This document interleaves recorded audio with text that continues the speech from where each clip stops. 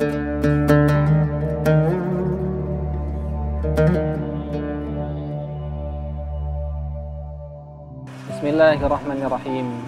Assalamualaikum warahmatullahi wabarakatuh. Alhamdulillahirabbil alamin. Alhamdulillah alladzi bi ni'matihi tatimmus shalihat. Usolli wa usallimu ala nabiyyina Muhammadin wa ala alihi wa ashabihi wa man tabi'ahum bi ihsanin ila yaumiddin. Amma ba'd. Kaum muslimin muslimat rahimakumullah. Alhamdulillah di pagi hari ini di waktu sahur kita bisa berpagi hari dengan sehat, kemudian kita bisa mengamalkan salah satu sunnah Rasulullah Shallallahu Alaihi Wasallam, yaitu menyantap hidangan sahur. Semoga tidak hanya keberkahan jasmani kita mampu menjalankan puasa sehari penuh, tetapi kita juga mendapatkan pahala karena kita berusaha mengamalkan apa yang Rasulullah SAW perintahkan kepada umatnya. Pemirsa MTA TV rahimakumullah, dalam puasa, selain kita melaksanakan puasa wajib, di sana banyak sunnah-sunnah yang Rasulullah SAW tuntunkan kepada umatnya. Maka dari situ, apa urgensi kita untuk mengamalkan sunnah tersebut? Ketika kita membaca surah Ali Imran ayat 31, Allah Subhanahu wa taala berfirman, "Qul in kuntum tuhibbunallaha fattabi'uni yuhibbukumullahu wa yaghfir lakum dzunubakum wallahu ghafurur rahim." Katakanlah wahai Muhammad, ketika engkau mengatakan mencintai Allah, fattabi'uni, maka ikutilah aku, yakni ikuti Rasulullah SAW. Yuhibbukumullah, Allah akan mencintaimu, wa yaghfir lakum dzunubakum, dan akan mengampuni dosa-dosamu. Wallahu ghafurur rahim, Allah Maha Pengampun dan Maha Penyayang. Dari ayat ini kita ambil kesimpulan bahwa untuk mendapatkan kecintaan Allah, syaratnya adalah kita mengikuti Rasulullah. Salah satunya adalah mengikuti sunnah-sunnah yang Rasulullah ajarkan kepada kita. Maka Ibnu Taimiyah dalam Majmu' Fatawa, beliau mengatakan bahwa kalimat yuhibbukumullah, Allah mencintaimu, itu merupakan konsekuensi dari fi'il fattabi'uni, yaitu ikutilah aku, yakni Rasulullah, ikutilah sunnah-sunnahku. Konsekuensinya bahwa itu mendatangkan kecintaan dari Allah Subhanahu wa taala. Maka dari sini kita simpulkan bahwa untuk mendapatkan cintanya Allah Subhanahu wa taala, kita mengikuti Rasulnya, yaitu mengikuti sunnah-sunnah Rasulullah SAW. Dan ayat ini senada juga dengan hadis yang diriwayatkan oleh Abu Hurairah radhiyallahu anhu, di mana di situ ada hadis qudsi di salah satu potongan bahwa Allah Subhanahu wa taala cinta hambanya yang senantiasa mendekatkan, paling suka hambanya mendekatkan diri taqarrub ilallah dengan amalan-amalan wajib. Tapi setelahnya Allah mengatakan wala yazalu abdi, dan tidaklah seorang hamba itu senantiasa apa? Yataqarrab bin nawafil, yaitu mendekatkan diri, yataqarrab ilayya bin nawafil, mendekatkan diri kepadaku bin nawafil, dengan amalan-amalan sunnah, amalan nafilah, amalan sunnah, hatta uhibbah, sehingga aku mencintai dia. Jadi ayat tadi dan hadis ini senada bahwa Allah Subhanahu wa taala itu mencintai hambanya yang senantiasa berusaha untuk mengamalkan sunnah Rasulullah SAW.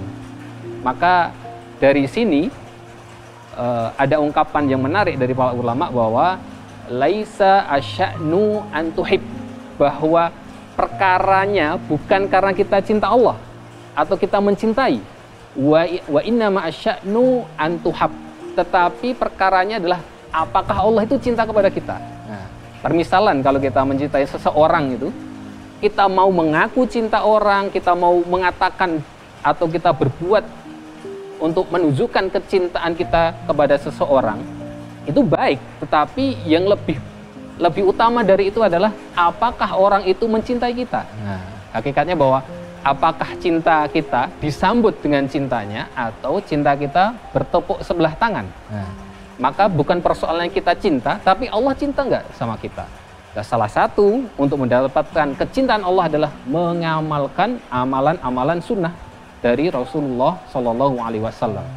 Maka dari sini di bulan Ramadan ini, selain kita mengamalkan kewajiban puasa kita juga berusaha mengamalkan sunnah-sunnah yang Rasulullah Shallallahu Alaihi Wasallam ajarkan. Banyak mungkin boleh jadi kita sudah mendapatkan banyak materi tentang sunnah apa saja. Misalkan di bulan Ramadan ini Qiyamul Lail. Setelah kita sering mendengarkan man shoma ramadhana imanan wahtisaban ghufira lahu ma taqaddama min dzambih. Tapi ada hadis yang lain juga mengatakan man qama, barang siapa yang Qiyamul Lail di bulan Ramadan itu juga mendapatkan sama, pahalanya adalah akan dihapuskan kesalahan yang lalu. Sunnah apa lagi? Misalkan kita tilawatul Quran, sebagaimana Al-Quran ini diturunkan Allah di bulan Ramadan. Bahkan dikatakan bulan Ramadan ini adalah syahrul Quran, bulannya Al-Quran, di mana di situ Jibril setiap malam, karena Jibril alaihissalam yalqahu fi kulli lailatin fi syahri Ramadan, bahwa Jibril senantiasa datang setiap malam di bulan Ramadan untuk bertemu Rasul, fayudarisuhu Al-Quran, untuk senantiasa mudarosah, kalau istilah kita sekarang murojaah Quran. Jadi kalau kita murojaah, Rasulullah pun murojaah dengan malaikat Jibril, terutama di bulan Ramadan. Setiap malam Jibril datang kepada Rasulullah SAW. Sunnah apa lagi yang bisa kita lakukan? Sunnah sedekah. Dikatakan bahwa Rasulullah SAW kana ajwadan nas bil khair. Rasul itu orang yang paling dermawan, paling semangat untuk melakukan kebaikan.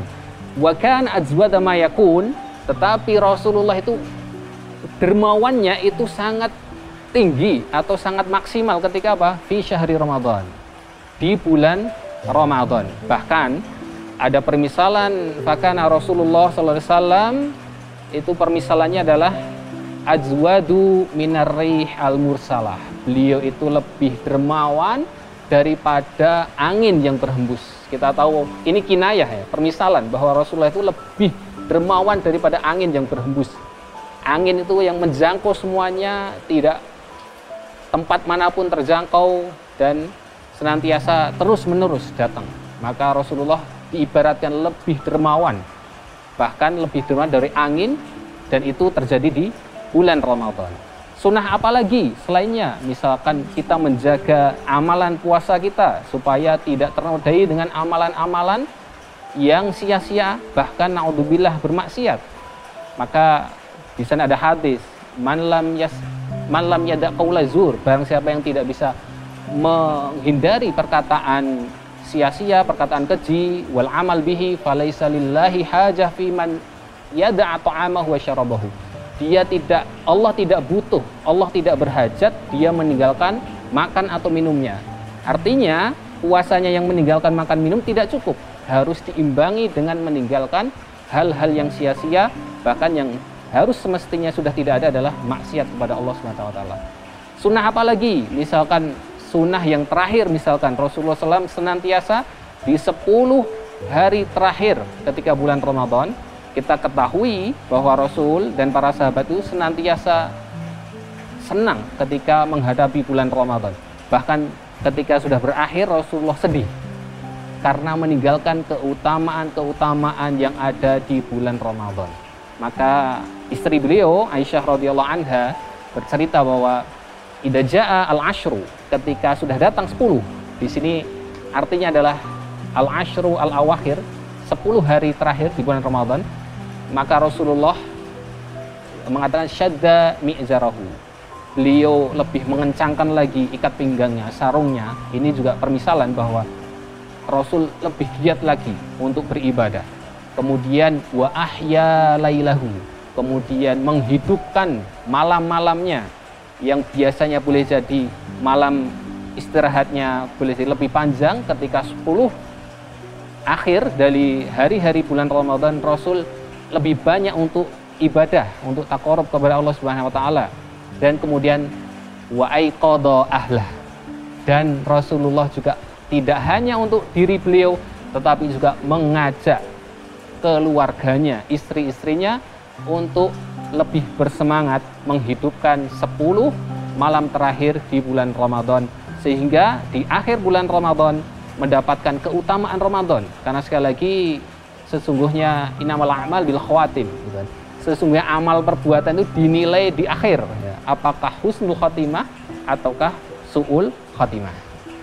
Pemirsa MTA TV rahimakumullah, demikian yang kami sampaikan. Semoga Ramadan kali ini kita mendapatkan keutamaan-keutamaannya, mendapatkan derajat orang yang tidak hanya kita cinta kepada Allah, tapi kita mendapatkan cintanya Allah dengan senantiasa mengamalkan sunnah-sunnah yang telah Rasulullah SAW ajarkan kepada kita. Sebagaimana para sahabat Muhajirin dan Ansor sudah dijamin Allah, tidak hanya mereka itu ridho apa yang Allah beri, tetapi Allah ridho terhadap mereka. Sebagaimana dalam ayat wasabiqunal awwaluna minal muhajirina wal ansar walladzina tabauhum bi ihsani radhiyallahu anhum wa radu'an. Allah ridho kepada mereka dan mereka ridho kepada Allah Subhanahu wa taala. Demikian, semoga bermanfaat. Aqulu ma tasma'un wa billahi taufik wal hidayah. Wassalamualaikum warahmatullahi wabarakatuh.